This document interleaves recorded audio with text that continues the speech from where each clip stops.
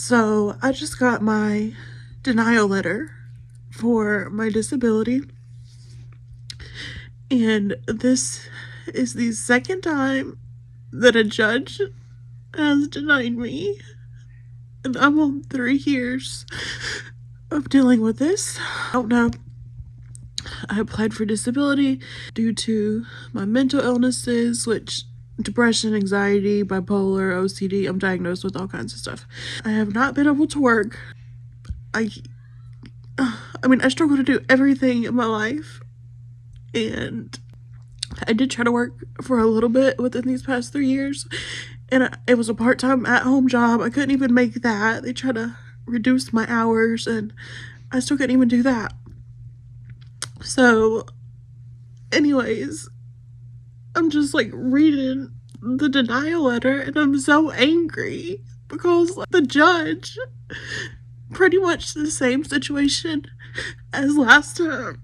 I appear to be fine and stuff when I'm in court. Just because I'm in court for 30 minutes or whatever and I appear fine, I talk fine, I'm well aware of that. It does not show the rest of my life. So for someone to base it off of that, like, that's not how mental illnesses works. I don't know what they want me to go in there and do. Act like crazy or what? Like, I don't even want to use that term, but I mean, I don't, what do you want me to do? Go in there and slip my wrist in front of you so you can see that I'm depressed? I don't know. So, there's that. She said I was not taking my medication, and I am taking my medication. It won't affect her. She's like, she's not taking medicine for anxiety, and Effexor is for anxiety and depression. I'm taking them. She said she's not taking Buspar. I took Buspar, and it didn't work, so my doctor changed it. And then she said, and she's not taking Prestige. And I took Prestige for like 8 years, and they changed me to the medication that I'm on now. You don't take those medications together. So I don't, like, it's so inaccurate on there. There's just so much on there that's not right. And then one section says that I was successful with my treatment. I've never been successful with my treatment. I'm still dealing with this fucked up shit that I have going on in my mind. I don't understand how they get away with it. Just putting these lies on paper, just putting these opinions on paper. And now I'm denied, so I have to reappeal, which can take a year to 24 months. I've got my parents and I live with my parents, but I may not always have that security. You never know what's gonna happen. I'm not trying to be negative, and then there's people who are not as privileged as I am. I have their parents and everything, and they're having to deal with this really fucked up system. And I'm just really angry and really upset, not just for myself and for my family, but for everyone that has to deal with this. It's just so crazy. I can't believe that this even happens, and these judges are allowed to, just put this inaccurate stuff on paper and form these opinions, as I've said. So I don't know. Obviously, I'm talking fine and everything, but I'm not in a good state. If you look at my room, you can just tell, like, depression is real. I have to have so much assistance with stuff with my anxiety. So, yeah, I just wanted to share how horrible the system is and how much I've been trying. But the fact that I have mental illnesses and I appear fine and everything, apparently, I don't know. I'm just so upset about all this. It is absolutely ridiculous. And it's not fair to me. It's not fair to anyone else that has to go through this. Already sick, and then having to deal with the system is so bad. Hi friends, welcome to my channel where I share my life of struggling with my brain from the time I wake up to the time I go to sleep and trying to work on my recovery and healing and the experience of all of this. What you just saw was from a few years ago. It is currently the present day, well, depending on when you watch this. And I have went to court again for the 4th time. I'm in America for Social Security, disability, It is a government program where if you are disabled, then you receive money. But yeah, that hasn't worked out for me, and I've been applying for 6 years.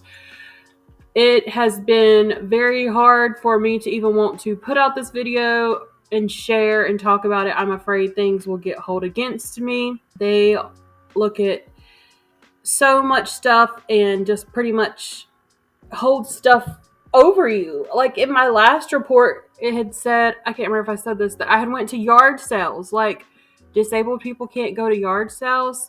I am having issues downloading things from my phone, so I'm resorting to recording on my laptop, and now the audio is not syncing with the video. So if you are a sighted person, then please just close your eyes for this and listen to me, or you can watch things not add up here.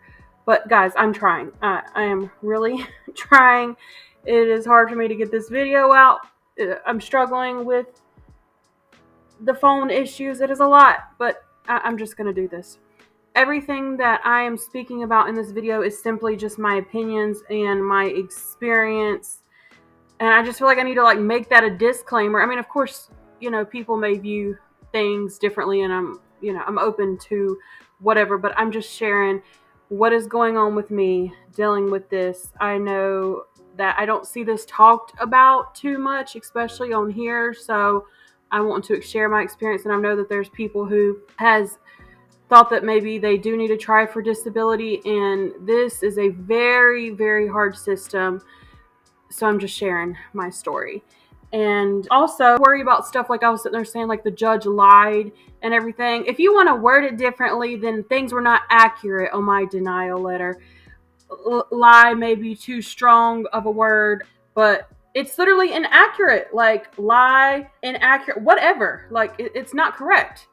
So, but I know that that can be used different ways too. I have anxiety about everything, just everything. So there's that. I had a recording of me going to court and everything, and I couldn't get that downloaded. So I did get some things downloaded, and I'm going to show you the best way that I can. So here is the present day of me going to court. All right, we are here. This was about a 45-minute drive on the interstate, which is not fun, but Dad had to drive me. I wanted this to be virtual, but I was told that it could not be virtual. I'm gonna show you this is the bag I'm bringing. I wanted to bring fidget toys, but there's like a microphone, and I figured it might be kind of sensitive, so these are just little stuffies I can, you know, trace with my fingers and stuff. I brought a book. I have my letter stating that I have an appointment and my ID. The lawyer said I gotta go through metal detectors and stuff, so just be light on what I bring. This is Play-Doh because I needed a little squish ball, but I brought Play-Doh instead. This is for my heart rate. And I brought a bag in case I vomited, but tissue. This is just some applesauce, a pen, a mask, and I got some mints. So I didn't carry stuff that I normally carry. So yeah, we're about to go in. I feel anxious, but I'm okay. I also have my water bottle. I'm not bringing in my typical cup. And I ate a couple pretzels. Didn't feel like eating breakfast was a good idea because that could make me sick, so just needed something light. The hearing took about an hour versus 30 minutes, so I thought it was gonna be. I was in a room, this is not to scare anybody, but just telling you my personal situation. I was in a room with no windows. It was 72 degrees, which is hot for me. Very small space, not pleasant. So yeah, I was definitely anxious in there. Headed home now, and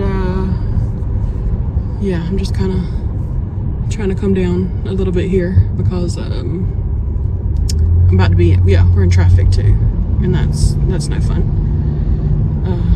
Bye. You happy I'm home? They were asleep, and now they are happy I'm here.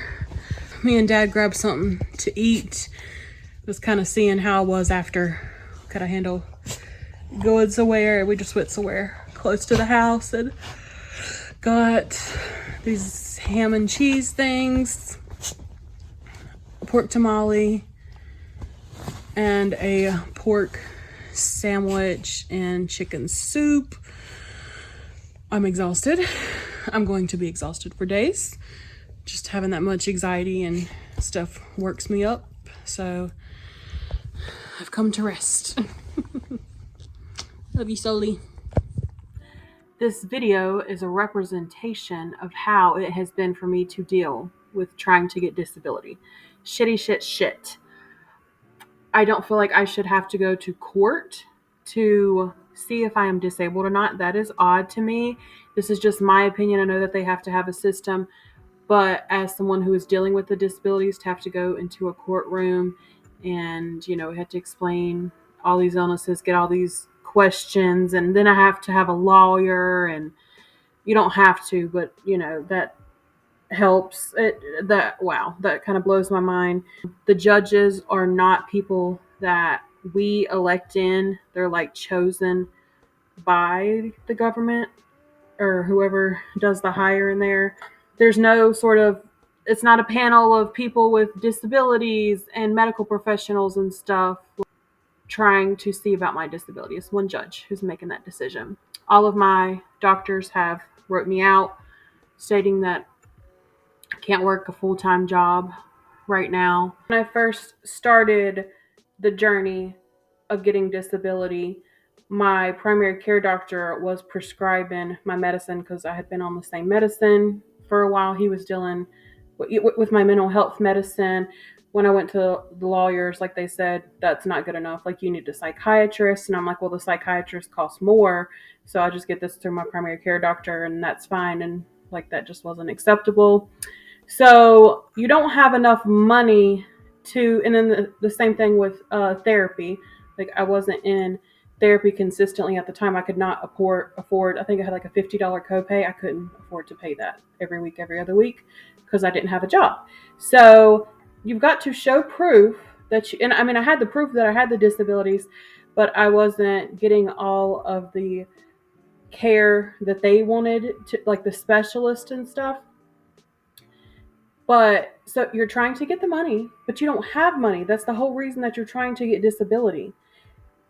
It's horrible. Then I end up getting off of my dad's insurance when I turned 26, and I didn't have insurance for like a year. So I was just doing what I could with like some help that was out there.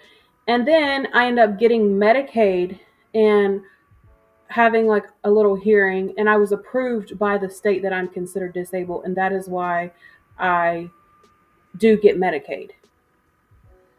There is just so many flaws in this system. Now I've been consistent for several years, 2 or 3 years, with a psychiatrist, well, a nurse practitioner, but it's still a mental health company, and my therapist, and I've got a peer worker now. And guess what, bitch? I'm still mentally ill. Just because you get to that help and stuff doesn't make your disabilities go away. Another thing that I mentioned at the beginning, I'm not diagnosed. What some of my charts may show it, some of them may not, with bipolar now. It seems to be more of a hormonal thing, but it can get complicated with diagnoses and stuff. So just whatever. You want to say I have it. If you don't, I don't give a shit. Like, obviously I've got some mood issues and stuff. So this is part of my story of dealing with this system.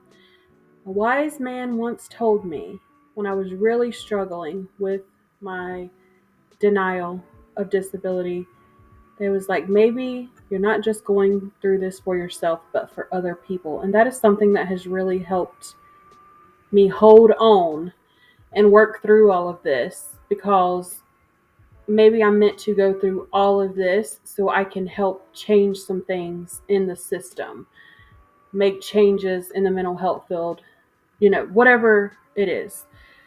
That's hard to think about also, though. Like, I'm not trying to put that pressure on anyone else. This has also been very traumatizing and very hard for me to deal with as someone who has the sicknesses that I have, and then to be faced with this.